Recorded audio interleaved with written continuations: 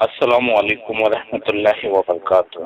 ایمان کے تابناک نقوش حضرت عمیر بن الحمام اور حضرت عوف بن حارث ابن افرا کے ایمان افروز کارناموں کا ذکر گزر چکا ہے۔ حقیقت یہ ہے کہ اس معرکے میں قدم قدم پر ایسے مناظر پیش آئے جن میں عقیدے کی قوت اور اصول کی پختگی نمایاں اور جلوہ گر تھی۔ اس معرکے میں باپ اور بیٹے میں، بھائی اور بھائی میں سفارائی ہوئی، اصولوں کے اختلاف پر تلواریں بے نیام ہوئیں اور مظلوم و مقہور نے ظالم و قاہر سے ٹکرا کر اپنے غصے کی آگ بجھائی۔ نمبر 1، ابن اسحاق نے ابن عباس رضی اللہ عنہ سے روایت کی ہے کہ نبی کریم صلی اللہ علیہ وسلم نے صحابہ کرام سے فرمایا، مجھے معلوم ہے کہ بنو ہاشم وغیرہ کے کچھ لوگ زبردستی میدان جنگ میں لائے گئے ہیں، انہیں ہماری جنگ سے کوئی سروکار نہیں ہے، لہذا بنو ہاشم کا کوئی آدمی کسی کی زد میں آ جائے تو وہ اسے قتل نہ کرے، اور ابو البختری بن حشام کسی کی زد میں آ جائے تو وہ اسے قتل نہ کرے، اور عباس بن عبد المطلب کسی کی زد میں آ جائے تو وہ بھی انہیں قتل نہ کرے، کیونکہ وہ بالجبر لائے گئے ہیں۔ اس پر عتبہ کے صاحبزادے حضرت ابو حذیفہ رضی اللہ عنہ نے کہا، کیا ہم اپنے باپ بیٹوں، بھائیوں اور کنبے قبیلے کے لوگوں کو قتل کریں گے اور عباس کو چھوڑ دیں گے؟ خدا کی قسم، اگر اس سے میری مٹھ بھیڑ ہو گئی تو میں تو اسے تلوار کی لگام پہنا دوں گا۔ یہ خبر رسول اللہ صلی اللہ علیہ وسلم کو پہنچی تو آپ نے عمر بن خطاب رضی اللہ عنہ سے فرمایا، کیا رسول اللہ صلی اللہ علیہ وسلم کے چچا کے چہرے پر تلوار ماری جائے گی؟ حضرت عمر رضی اللہ عنہ نے کہا، اے اللہ کے رسول، مجھے چھوڑیے، میں تلوار سے اس شخص کی گردن اڑا دوں، کیونکہ باخدا یہ شخص منافق ہو گیا ہے۔ بعد میں ابو حذیفہ رضی اللہ عنہ کہا کرتے تھے، اس دن میں نے جو بات کہہ دی تھی اس کی وجہ سے میں مطمئن نہیں ہوں، برابر خوف لگا رہتا ہے، صرف یہی صورت ہے کہ میری شہادت اس کا کفارہ بن جائے، اور بالآخر وہ یمامہ کی جنگ میں شہید ہو ہی گئے۔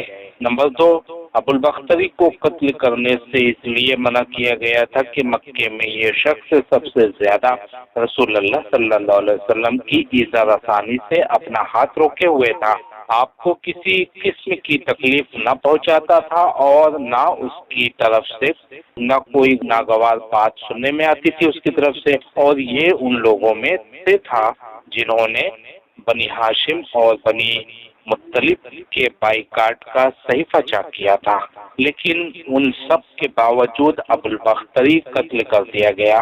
ہوا یہ کہ حضرت مجزر بن زیاد بلوی سے اس کی مٹبھیڑ ہو گئی، اس کے بعد اس کا ایک اور ساتھی بھی تھا، دونوں ساتھ ساتھ لڑ رہے تھے۔ حضرت مجزر نے کہا، ابو البختری، رسول اللہ صلی اللہ علیہ وسلم نے ہمیں آپ کو قتل کرنے سے منع کیا ہے۔ اس نے کہا، اور میرا ساتھی؟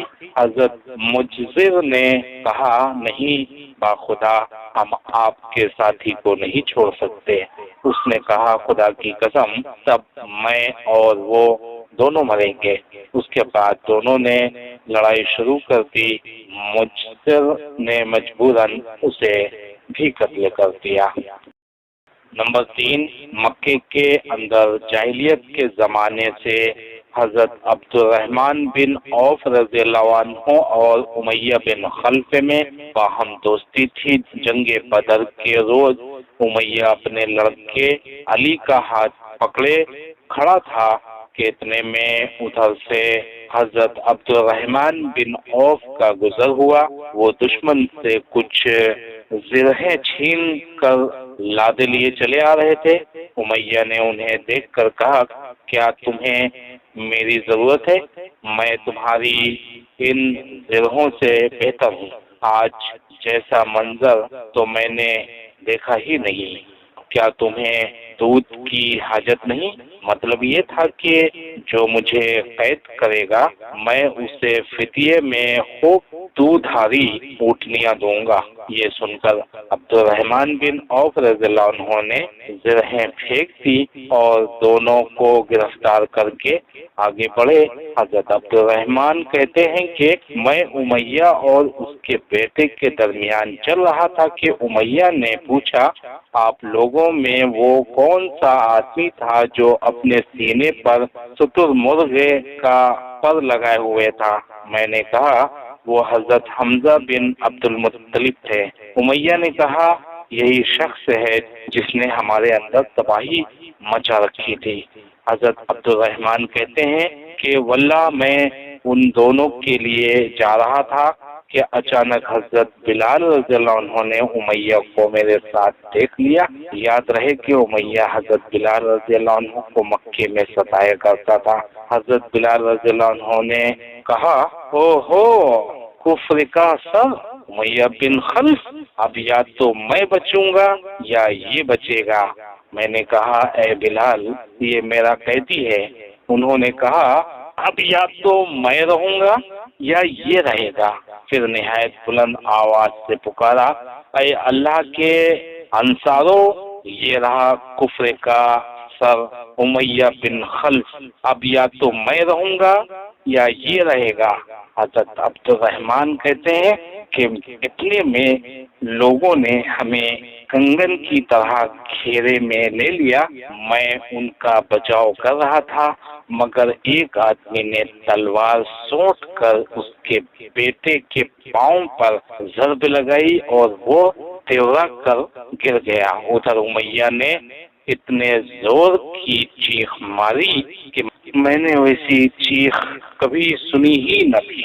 میں نے کہا نکل بھاگو، مگر آج بھاگنے کی گنجائش نہیں، خدا کی قسم میں تمہارے کچھ کام نہیں آ سکتا۔ حضرت عبد الرحمن کا بیان ہے کہ لوگوں نے اپنی تلواروں سے ان دونوں کو کاٹ کر ان کا کام تمام کر دیا۔ اس کے بعد حضرت عبد الرحمن کہا کرتے تھے اللہ بلال پر رحم کرے، میری زرہیں بھی گئیں اور میرے قیدی کے بارے میں مجھے تڑپا بھی دیا۔ زاد المعاد میں علامہ ابن قیم نے لکھا ہے کہ حضرت عبد الرحمن بن عوف نے امیہ بن خلف سے کہا کہ گھٹنوں کے بل بیٹھ جاؤ۔ وہ بیٹھ گیا اور حضرت عبد الرحمن نے اپنے آپ کو اس کے اوپر ڈال لیا، لیکن لوگوں نے نیچے سے تلوار مار کر امیہ کو قتل کر دیا۔ بعض تلواروں سے حضرت عبد الرحمن بن عوف کا پاؤں بھی زخمی ہو گیا۔ دیکھیے زاد المعاد جلد 2 صفحہ 89، صحیح بخاری کتاب الوکالہ جلد 1 صفحہ 308 میں یہ واقعہ بعض مزید جزوی تفصیلات کے ساتھ مروی ہے۔ نمبر 4، حضرت عمر بن الخطاب رضی اللہ عنہ نے اپنے ماموں عاص بن ہشام بن مغیرہ کو قتل کیا۔ نمبر 5، حضرت ابو بکر صدیق رضی اللہ عنہ نے اپنے بیٹے کو جو اس وقت مشرکین کے ہمراہ تھے پکار کر کہا او خبیث میرا مال کہاں ہے؟ اس نے کہا ہتھیار، تیز رو گھوڑے اور اس تلوار کے سوا کچھ باقی نہیں جو بڑھاپے کی گمراہی کا خاتمہ کرتی ہے۔ نمبر 6، جس وقت مسلمانوں نے مشرکین کی گرفتاری شروع کی، رسول اللہ صلی اللہ علیہ وسلم چھپر میں تشریف فرما تھے اور حضرت سعد بن معاذ رضی اللہ عنہ تلوار حمائل کے دروازے پر پہرا دے رہے تھے۔ رسول اللہ صلی اللہ علیہ وسلم نے دیکھا کہ حضرت سعد کے چہرے پر لوگوں کی اس حرکت کا ناگوار اثر پڑ رہا ہے۔ آپ نے فرمایا اے سعد باخدا ایسا محسوس ہوتا ہے کہ آپ کو مسلمانوں کا یہ کام ناگوار ہے۔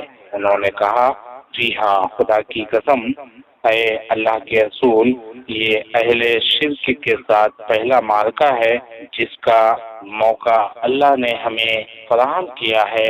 اس لیے اہل شرک کو باقی چھوڑنے کے بجائے مجھے یہ بات زیادہ پسند ہے کہ انہیں خوب قتل کیا جائے اور اچھی طرح کچل دیا جائے۔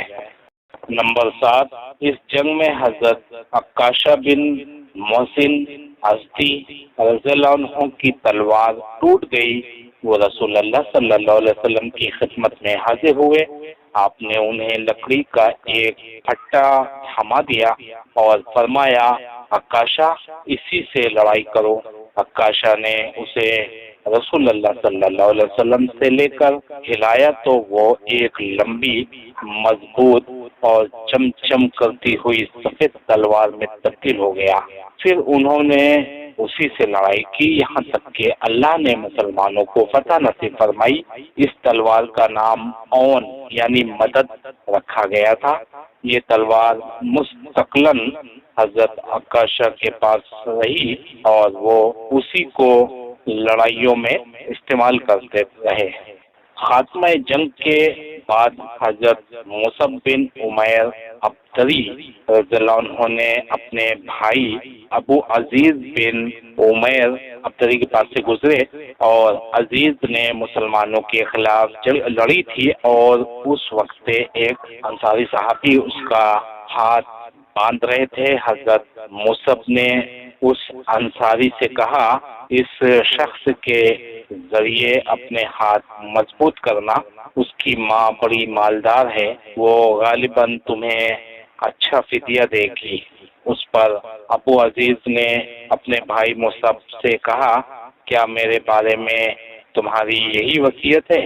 حضرت مصعب نے فرمایا، ہاں، تمہارے بجائے یہ انصاری میرا بھائی ہے۔ نمبر 9، جب مشرکین کی لاشوں کو کنویں میں ڈالنے کا حکم دیا گیا اور عتبہ بن ربیعہ کو کنویں کی طرف گھسیٹ کر لے جایا جانے لگا تو رسول اللہ صلی اللہ علیہ وسلم نے اس کے صاحبزادے ابو حذیفہ رضی اللہ عنہ کے چہرے پر نظر ڈالی، دیکھا تو غمزدہ تھے، چہرہ بدلا ہوا تھا۔ آپ نے فرمایا، ابو حذیفہ، غالباً اپنے والد کے سلسلے میں تمہارے دل کے اندر کچھ احساسات ہیں۔ انہوں نے کہا، نہیں واللہ یا رسول اللہ، میرے اندر اپنے باپ کے بارے میں اور ان کے قتل کے بارے میں ذرا بھی لرزش نہیں، البتہ میں باپ کے متعلق جانتا تھا کہ ان میں سوجھ بوجھ ہے، دور اندیشی اور فضل و کمال ہے، اس لیے میں آس لگائے بیٹھا تھا کہ یہ خوبیاں انہیں اسلام تک پہنچا دیں گی، لیکن اب ان کا انجام دیکھ کر اور اپنی توقع کے خلاف کفر پر ان کا خاتمہ دیکھ کر مجھے افسوس ہے۔ اس پر رسول اللہ صلی اللہ علیہ وسلم نے حضرت ابو حذیفہ رضی اللہ عنہ کے حق میں دعائے خیر فرمائی اور ان سے بھلی بات کہی۔ فریقین کے مقتولین، یہ مارکہ مشرکین کی شکست فاش اور مسلمانوں کی فتح مبین پر ختم ہوا اور اس میں 14 مسلمان شہید ہوئے، 6 مہاجرین میں سے اور 8 انصار میں سے، لیکن مشرکین کو بھاری نقصان اٹھانا پڑا۔ ان کے 70 آدمی مارے گئے اور 70 قید کیے گئے، جو عموماً قائد، سردار اور بڑے بڑے سربراہ آوردہ حضرات تھے۔ خاتمہ جنگ کے بعد رسول اللہ صلی اللہ علیہ وسلم نے مقتولین کے پاس کھڑے ہو کر فرمایا، تم لوگ اپنے نبی کے لیے کتنا بڑا کنبہ اور قبیلہ تھے، تم نے مجھے جھٹلایا جبکہ اوروں نے میری تصدیق کی، تم نے مجھے بے یار و مددگار چھوڑا جبکہ اوروں نے میری تائید کی، تم نے مجھے نکالا جبکہ اوروں نے مجھے پناہ دی۔ اس کے بعد آپ نے حکم دیا اور انہیں گھسیٹ کر بدر کے ایک کنویں میں ڈال دیا گیا۔ حضرت ابو طلحہ رضی اللہ عنہ سے روایت ہے کہ نبی کریم صلی اللہ علیہ وسلم کے حکم سے بدر کے روز قریش کے 24 بڑے بڑے سرداروں کی لاشیں بدر کے ایک گندے خبیث کنویں میں پھینک دی گئی۔ آپ کا دستور تھا کہ آپ جب کسی قوم پر فتح یاب ہوتے تو 3 دن میدان جنگ میں قیام فرماتے، چنانچہ جب بدر میں تیسرا دن آیا تو آپ کے حزب الحق میں آپ کی سواری پر کجاوا کسا گیا۔ اس کے بعد آپ پیدل چلے اور پیچھے پیچھے صحابہ کرام بھی چلے، یہاں تک کہ آپ کنویں کی بار پر کھڑے ہو گئے۔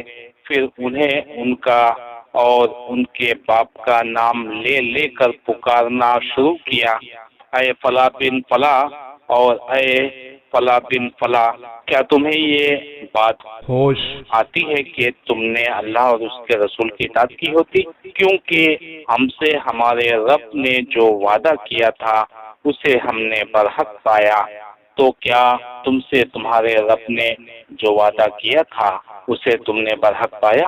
حضرت عمر رضی اللہ عنہ نے عرض کی، یا رسول اللہ، آپ ایسے جسموں سے کیا باتیں کر رہے ہیں جن میں روح ہی نہیں ہے؟ نبی کریم صلی اللہ علیہ وسلم نے فرمایا، اس وقت اس ذات کی قسم جس کے ہاتھ میں محمد کی جان ہے، میں جو کچھ کہہ رہا ہوں اسے تم لوگ ان سے زیادہ نہیں سن رہے ہو، اور ایک روایت میں ہے کہ تم لوگ ان سے زیادہ سننے والے نہیں، لیکن یہ لوگ جواب نہیں دے سکتے۔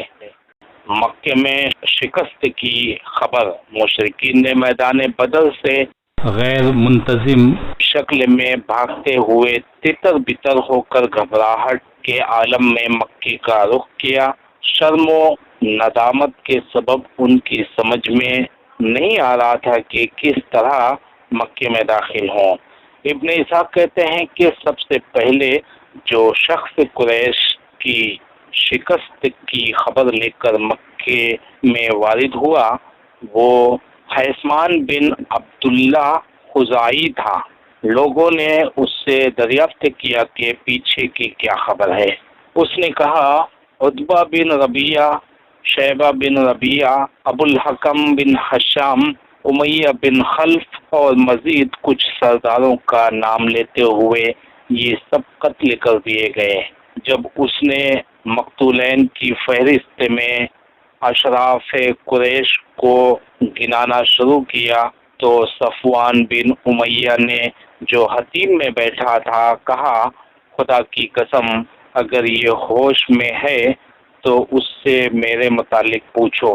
لوگوں نے پوچھا، صفوان بن امیہ کا کیا ہوا؟ اس نے کہا، وہ دیکھو حتیم میں بیٹھا ہوا ہے، بخدا اس کے باپ اور اس کے بھائی کو قتل ہوتے ہوئے میں نے خود دیکھا ہے۔ رسول اللہ صلی اللہ علیہ وسلم کے مولا ابو رافع کا بیان ہے کہ میں ان دنوں حضرت عباس رضی اللہ عنہ کا غلام تھا۔ ہمارے گھر میں اسلام داخل ہو چکا تھا، حضرت عباس مسلمان ہو چکے تھے، ام الفضل مسلمان ہو چکی تھی، میں بھی مسلمان ہو چکا تھا، البتہ حضرت عباس رضی اللہ عنہ نے اپنا اسلام چھپا رکھا تھا۔ ادھر ابو لہب جنگ بدر میں حاضر نہ ہوا تھا۔ جب اسے خبر ملی تو اللہ نے اس پر ذلت و رسوائی طاری کر دی اور ہمیں اپنے اندر قوت و عزت محسوس ہوئی۔ میں کمزور آدمی تھا، تیر بنایا کرتا تھا اور زمزم کے حجرے میں بیٹھا تیر کے دستے چھیلتا رہتا تھا۔ واللہ اس وقت میں حجرے میں بیٹھا اپنے تیر چھیل رہا تھا، میرے پاس ام الفضل بیٹھی ہوئی تھی اور جو خبر آئی تھی اس سے ہم شاداں و فرحاں تھے کہ اتنے میں ابو لہب اپنے دونوں پاؤں بری طرح گھسیٹتا ہوا آ پہنچا اور حجرے کے کنارے پر بیٹھ گیا۔ اس کی پیٹھ میری پیٹھ کی طرف تھی۔ ابھی وہ بیٹھا ہی ہوا تھا کہ اچانک شور ہوا، یہ ابو سفیان بن حارث بن عبد المطلب آ گیا۔ ابو لہب نے اس سے کہا، میرے پاس آؤ، میری عمر کی قسم تمہارے پاس خبر ہے۔ وہ ابو لہب کے پاس بیٹھ گیا۔ لوگ کھڑے تھے۔ ابو لہب نے کہا، بھتیجے بتاؤ لوگوں کا کیا حال رہا؟ اس نے کہا، کچھ نہیں، بس لوگوں سے ہماری مٹبھیڑ ہوئی اور ہم نے اپنے کندھے ان کے حوالے کر دیے۔ وہ ہمیں جیسے چاہتے تھے قتل کرتے تھے اور جیسے چاہتے تھے قید کرتے تھے، اور خدا کی قسم میں اس کے باوجود لوگوں کو ملامت نہیں کر سکتا۔ در حقیقت ہماری مٹبھیڑ کچھ ایسے گورے چٹے لوگوں سے ہوئی تھی جو آسمان و زمین کے درمیان چت کبرے گھوڑوں پر سوار تھے۔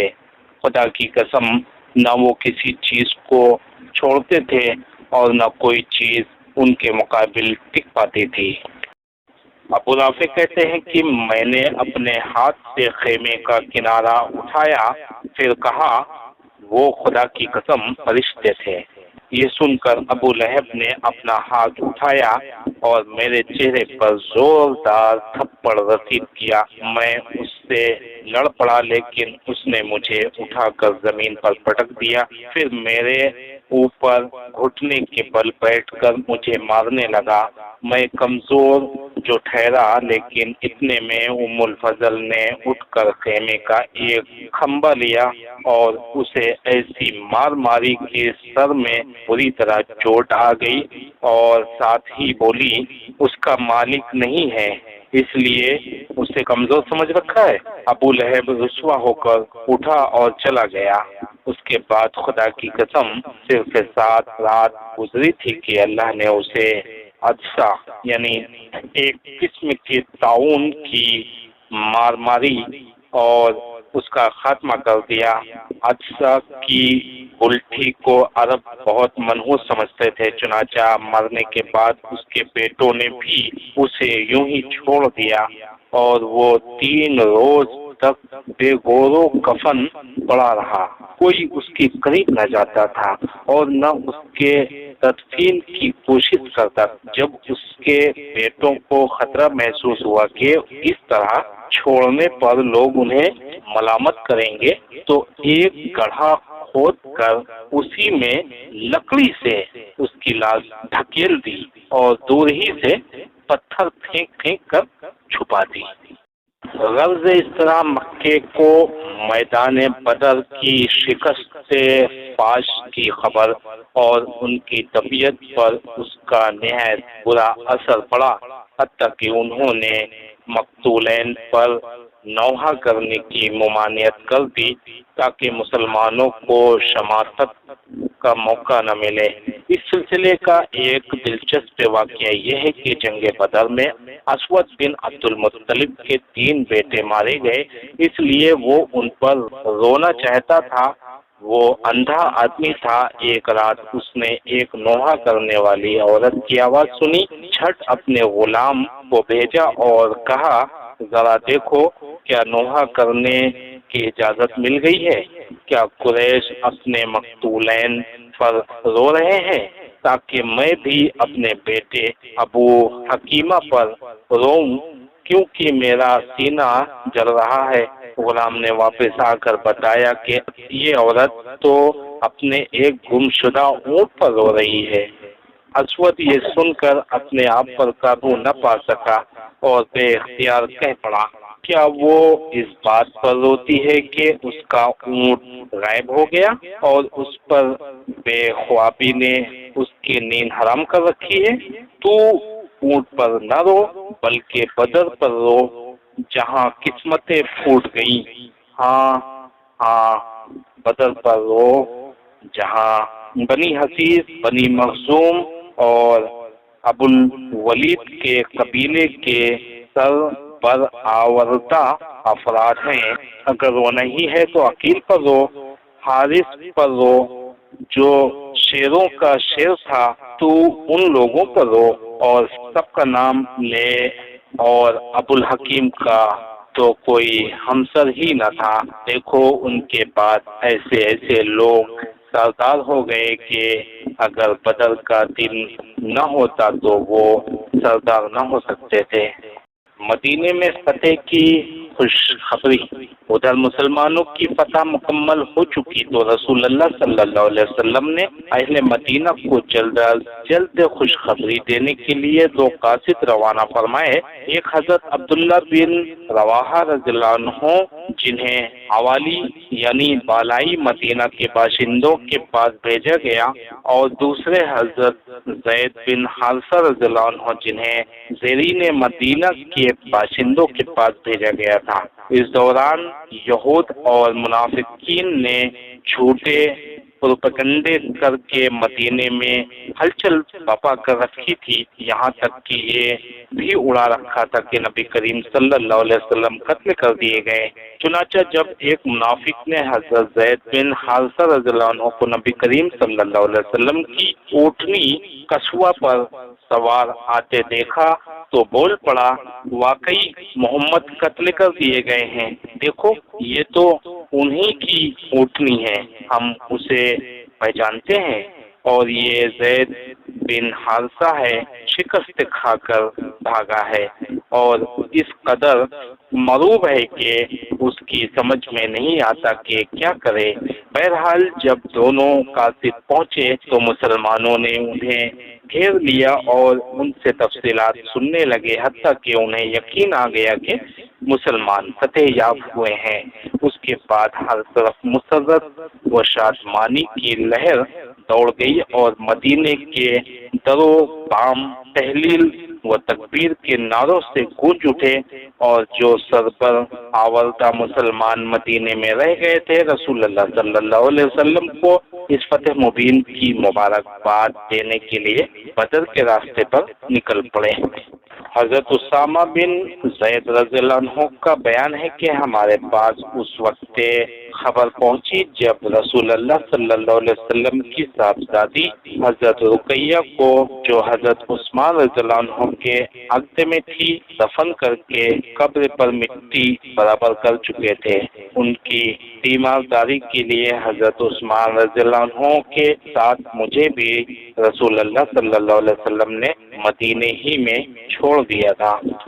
مال غنیمت کا مسئلہ۔ رسول اللہ صلی اللہ علیہ وسلم نے معرکہ ختم ہونے کے بعد 3 دن بدر میں قیام فرمایا، اور ابھی آپ نے میدان جنگ سے کوچ نہیں فرمایا تھا کہ مال غنیمت کے بارے میں لشکر کے اندر اختلاف پڑ گیا، اور جب یہ اختلاف شدت اختیار کر گیا تو رسول اللہ صلی اللہ علیہ وسلم نے حکم دیا کہ جس کے پاس جو کچھ ہے وہ آپ کے حوالے کر دے۔ صحابہ کرام نے اس حکم کی تعمیل کی، اور اس کے بعد اللہ نے وحی کے ذریعے اس مسئلے کا حل نازل فرمایا۔ حضرت عبادہ بن صامت رضی اللہ عنہ کا بیان ہے کہ ہم لوگ نبی کریم صلی اللہ علیہ وسلم کے ساتھ مدینے سے نکلے اور بدر پہنچے، لوگوں سے جنگ ہوئی اور اللہ نے دشمن کو شکست دی۔ پھر ایک گروہ ان کے تعاقب میں لگ گیا اور انہیں کھدیرنے اور قتل کرنے لگا، اور ایک گروہ مال غنیمت پر ٹوٹ پڑا اور اسے بٹورنے اور سمیٹنے لگا، اور ایک گروہ نے رسول اللہ صلی اللہ علیہ وسلم کے گرد گھیرا ڈالے رکھا کہ مبادا دشمن دھوکے سے آپ کو کوئی اذیت پہنچا دے۔ جب رات آئی اور لوگ پلٹ کر ایک دوسرے کے پاس پہنچے تو مال غنیمت جمع کرنے والوں نے کہا کہ ہم نے اسے جمع کیا ہے، لہذا اس میں کسی اور کا کوئی حصہ نہیں۔ دشمن کا تعاقب کرنے والوں نے کہا تم لوگ ہم سے بڑھ کر اس کے حقدار نہیں، کیونکہ اس مال سے دشمن کو بھگانے اور دور رکھنے کا کام ہم نے کیا تھا، اور جو لوگ رسول اللہ صلی اللہ علیہ وسلم کی حفاظت فرما رہے تھے انہوں نے کہا ہمیں یہ خطرہ تھا کہ دشمن آپ کو غفلت میں پا کر کوئی اذیت نہ پہنچا دے، اس لیے ہم آپ کی حفاظت میں مشغول رہے۔ اس پر اللہ نے یہ آیت نازل فرمائی، سورہ نمبر 8 آیت نمبر 1۔ لوگ آپ سے مال غنیمت کے متعلق پوچھتے ہیں، کہہ دو غنیمت اللہ اور اس کے رسول کے لیے ہے، بس اللہ سے ڈرو اور اپنے باہمی تعلقات کی اصلاح کر لو اور اللہ اور اس کے رسول کی اطاعت کرو اگر واقعی تم لوگ مومن ہو۔ اس کے بعد رسول اللہ صلی اللہ علیہ وسلم نے اس مال غنیمت کو مسلمانوں کے درمیان تقسیم فرما دیا۔ دیکھیے مسند احمد جلد 5 صفحہ 323 324، حاکم جلد 2 صفحہ 326۔ اسلامی لشکر مدینے کی راہ میں رسول اللہ صلی اللہ علیہ وسلم 3 روز بدر میں قیام فرما کر مدینے کے لیے چل پڑے۔ آپ کے ہمراہ مشرک قیدی بھی تھے اور مشرکین سے حاصل کیا ہوا مال غنیمت بھی آپ نے حضرت عبداللہ بن کعب رضی اللہ عنہ کو اس کی نگرانی سونپی تھی۔ جب آپ وادی صفرا کے درے سے باہر نکلے تو درے اور نازیہ کے درمیان ایک ٹیلے پر پڑاؤ ڈالا اور وہیں خم سے یعنی 5واں حصہ علیحدہ کر کے باقی مال غنیمت مسلمانوں پر برابر تقسیم کر دیا، اور وادی صفرا ہی میں آپ نے حکم صادر فرمایا کہ نضر بن حارث کو قتل کر دیا جائے۔ اس شخص نے جنگ بدر میں مشرکین کا پرچم اٹھا رکھا تھا اور یہ قریش کے اکابر مجرمین میں سے تھا۔ اسلام دشمنی اور رسول اللہ صلی اللہ علیہ وسلم کی ایذا رسانی میں حد درجہ بڑھا ہوا تھا۔ آپ کے حکم پر حضرت علی رضی اللہ عنہ نے اس کی گردن مار دی۔ اس کے بعد جب آپ عرق الزبیہ پہنچے تو عقبہ بن ابی معیط کے قتل کا حکم صادر فرمایا۔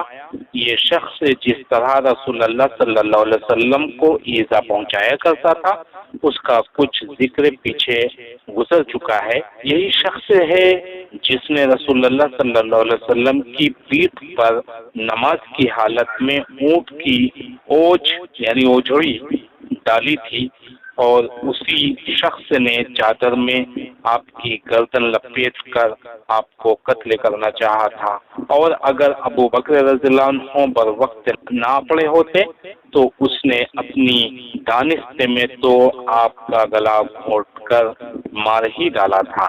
جب نبی کریم صلی اللہ علیہ وسلم نے اس کے قتل کا حکم صادر فرمایا تو کہنے لگا، اے محمد بچوں کے لیے کون ہے؟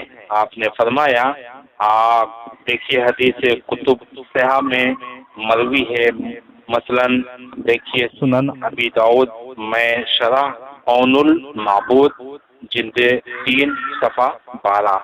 آپ نے فرمایا آگ۔ اس کے بعد حضرت عاصم بن ثابت انصاری رضی اللہ عنہ نے، اور کہا جاتا ہے کہ حضرت علی رضی اللہ عنہ نے اس کی گردن مار دی۔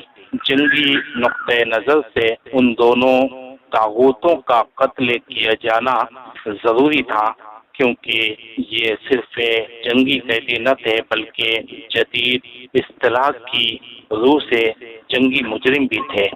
تہذیب کے وفود۔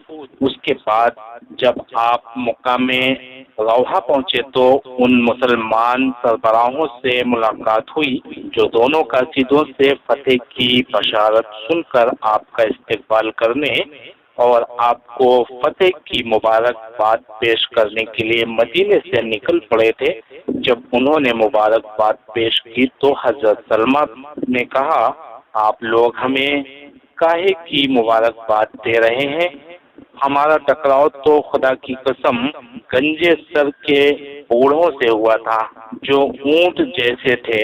اس پر رسول اللہ صلی اللہ علیہ وسلم نے مسکرا کر فرمایا، بھتیجے یہی لوگ سر پر آوردگانے قوم تھے۔ اس کے بعد حضرت اسید بن حذیر رضی اللہ عنہ عرض پرواز ہوئے، یا رسول اللہ صلی اللہ علیہ وسلم، اللہ کی حمد ہے کہ اس نے آپ کو کامیابی سے ہمکنار کیا اور آپ کی آنکھوں کو ٹھنڈک بخشی۔ بخدا میں یہ سمجھتے ہوئے بدر سے پیچھے نہ رہا تھا کہ آپ کا ٹکراؤ دشمن سے ہوگا، میں تو سمجھ رہا تھا کہ بس قافلے کا معاملہ ہے، اور اگر میں یہ سمجھتا کہ دشمن سے سابقہ پڑے گا تو میں پیچھے نہ رہتا۔ رسول اللہ صلی اللہ علیہ وسلم نے فرمایا، سچ کہتے ہو۔ اس کے بعد آپ مدینہ منورہ میں اس طرح مظفر و منصور داخل ہوئے کہ شہر اور گرد و پیش کے سارے دشمن پر آپ کی دھاک بیٹھ چکی تھی۔ اس فتح کے اثر سے مدینے کے بہت سے لوگ ہلکا بگوش اسلام ہوئے، اور اسی موقع پر عبداللہ بن ابی اور اس کے ساتھیوں نے بھی دکھاوے کے لیے اسلام قبول کر لیا۔ آپ کی مدینہ تشریف آوری کے ایک دن بعد قیدیوں کی آمد ہوئی۔ آپ نے انہیں صحابہ کرام پر تقسیم فرما دیا اور ان کے ساتھ حسن سلوک کی وصیت فرمائی۔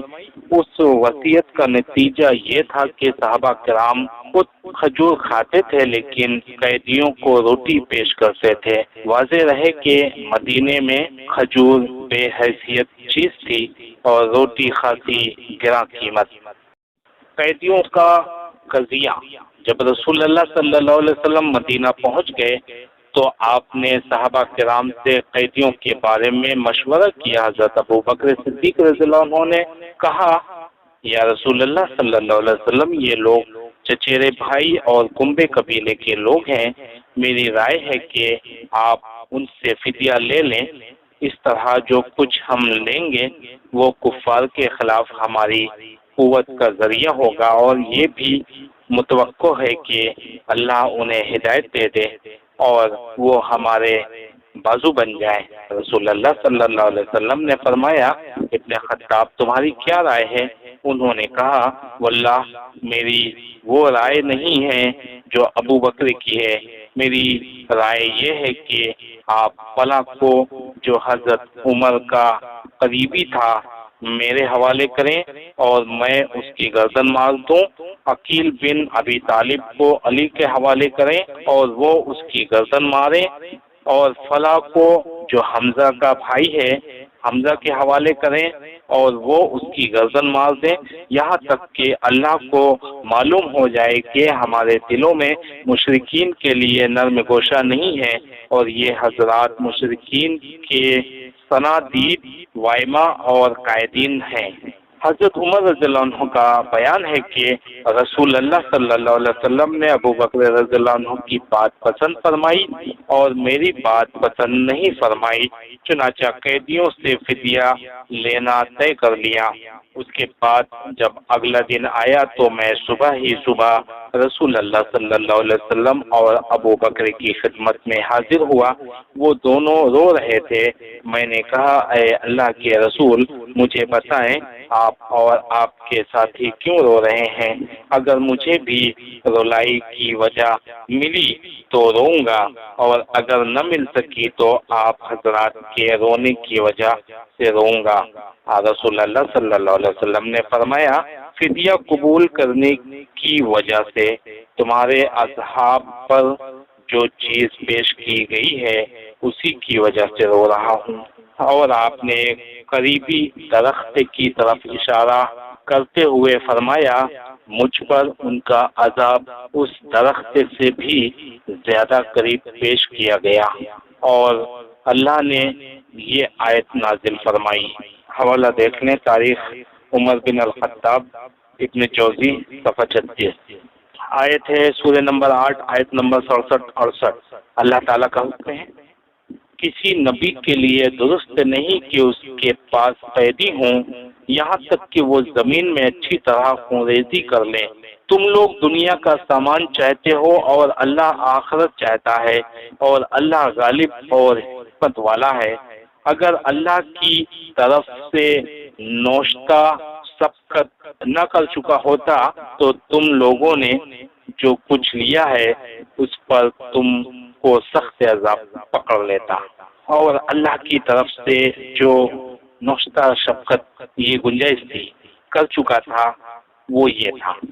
سورہ نمبر 47 آیت نمبر 4، یعنی مشرکین کو جنگ میں قید کرنے کے بعد یا تو احسان کرو یا فدیہ لے لو۔ چونکہ اس نوشتے میں قیدیوں سے فدیہ لینے کی اجازت دی گئی ہے، اس لیے صحابہ کرام کو قبول فدیہ پر عذاب نہیں دیا گیا بلکہ صرف عتاب کیا گیا، اور عتاب بھی اس لیے کیا گیا کہ انہوں نے کفار کو اچھی طرح کچلنے سے پہلے قیدی بنا لیا تھا، اور اس لیے بھی کہ انہوں نے ایسے مجرمین جنگ سے فدیہ لینا قبول کر لیا تھا، جو صرف جنگی قیدی نہ تھے بلکہ جنگ کے ایسے اکابر مجرمین تھے جنہیں جدید قانون بھی مقدمہ چلائے بغیر نہیں چھوڑتا اور جن کے متعلق مقدمہ کا فیصلہ عموماً سزائے موت یا عمر قید کی صورت میں نمودار ہوتا ہے۔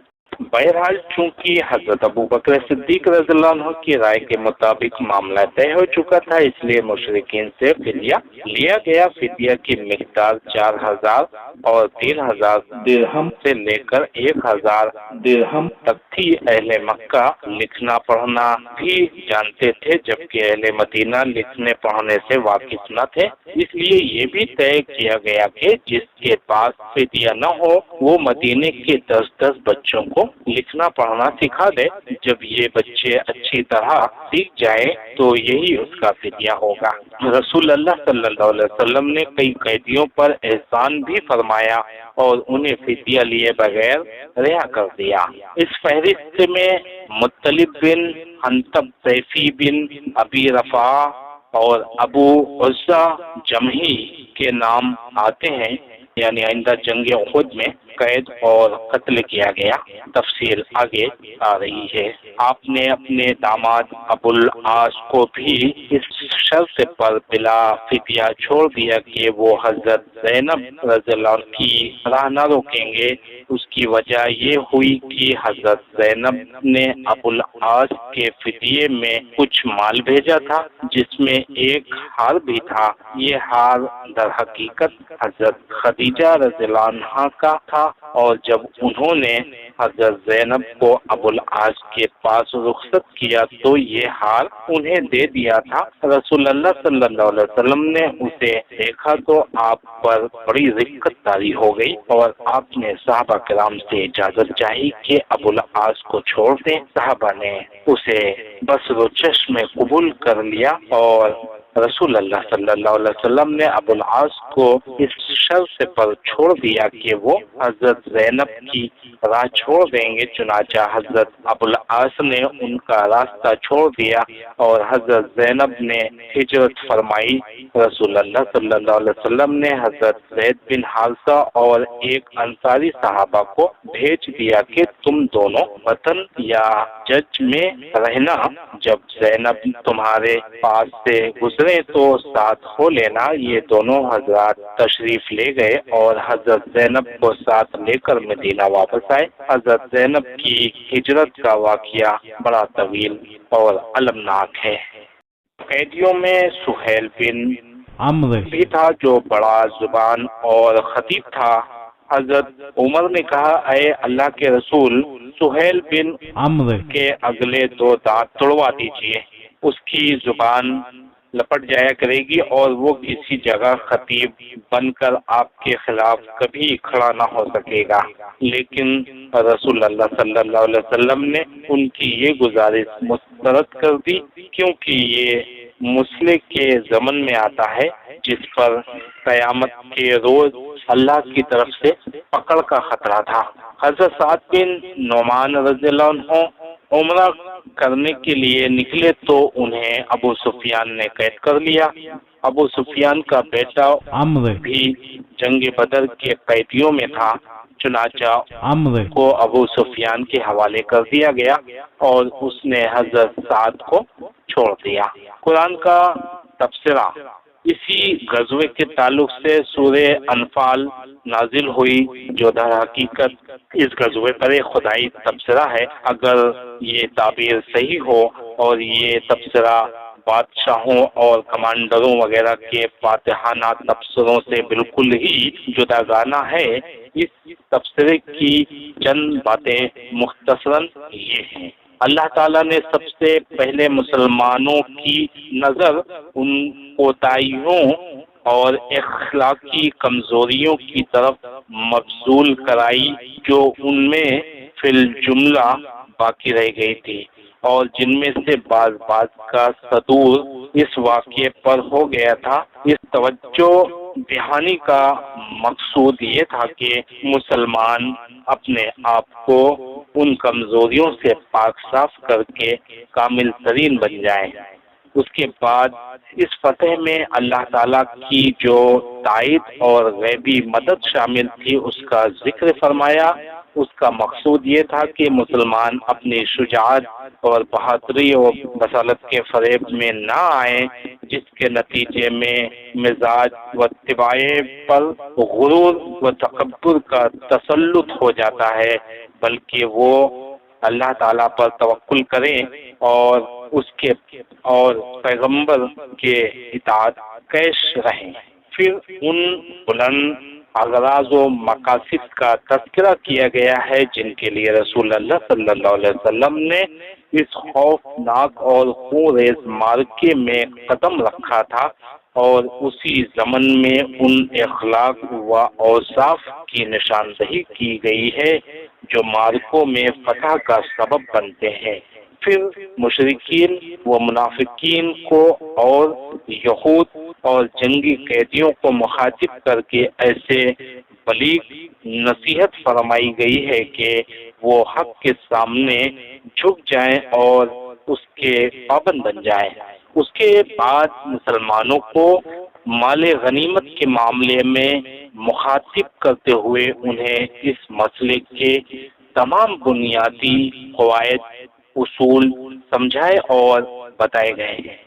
پھر اس مرحلے پر اسلامی دعوت کو جنگ و صلح کے جن قوانین کی ضرورت تھی ان کی توضیح اور مشروعیت ہے تاکہ مسلمانوں کی جنگ اور اہل جاہلیت کی جنگ میں امتیاز قائم ہو جائے اور اخلاق و کردار کے میدان میں مسلمانوں کو برتری حاصل رہے اور دنیا اچھی طرح جان لے کہ اسلام محض ایک نظریہ نہیں ہے بلکہ وہ جن اصولوں اور ضابطوں کا داعی ہے ان کے مطابق اپنے ماننے والوں کی عملی ترتیب بھی کرتا ہے۔ پھر اسلامی حکومت کے قوانین کی کئی دفعات بیان کی گئی ہیں جن سے واضح ہوتا ہے کہ اسلامی حکومت کے دائرے میں بسنے والے مسلمانوں اور اس دائرے سے باہر رہنے والے مسلمانوں میں کیا فرق ہے۔ متفرق واقعات: سن 2 ہجری میں رمضان کا روزہ اور صدقہ فطر فرض کیا گیا اور زکوٰۃ کے مختلف نصابوں کی تعین و تفصیل کی گئی۔ صدقہ فطر کی فرضیت اور زکوٰۃ کے نصاب کی تعین سے اس بوجھ اور مشقت میں بڑی کمی آ گئی جس سے فقراء مہاجرین کی ایک بڑی تعداد دوچار تھی، کیونکہ وہ طلب رزق کے لیے زمین میں دوڑ دھوپ کے امکانات سے محروم تھے۔ پھر نہایت نفیس موقع اور خوشگوار اتفاق یہ تھا کہ مسلمانوں نے اپنی زندگی میں پہلی عید جو منائی وہ شوال سن 2 ہجری کی عید تھی جو جنگ بدر کی فتح مبین کے بعد پیش آئی۔ کتنی خوشگوار تھی یہ عید سعید جس کی سعادت اللہ تعالیٰ نے مسلمانوں کے سر پر فتح و عزت کا تاج رکھنے کے بعد عطا فرمائی، اور کتنا ایمان افروز تھا اس نماز عید کا منظر جسے مسلمانوں نے اپنے گھروں سے نکل کر تکبیر و توحید اور تمہید و تسبیح کی آوازیں بلند کرتے ہوئے میدان میں جا کر ادا کیا تھا۔ اس وقت حالت یہ تھی کہ مسلمانوں کے دل اللہ کی دی ہوئی نعمتوں اور اس کی ہوئی تعریف کے سبب اس کی رحمت و رضوان کے شوق سے لبریز اور اس کی طرف رغبت کے جذبات سے معمور تھے، اور ان کی پیشانیاں اس کے شکر و سپاس کی ادائیگی کے لیے جھکی ہوئی تھی۔ اللہ تعالیٰ نے اس نعمت کا ذکر اس آیت میں فرمایا ہے، سورہ نمبر 8 آیت نمبر 26 اور یاد کرو جب تم تھوڑے تھے، زمین میں کمزور بنا کر رکھے گئے تھے، ڈرتے تھے کہ لوگ تمہیں اچک لے جائیں گے، بس اس نے تمہیں ٹھکانہ مرحمت فرمایا اور اپنی مدد کے ذریعے تمہاری تائید کی اور تمہیں پاکیزہ چیزوں سے روزی دی تاکہ تم لوگ اس کا شکر ادا کرو۔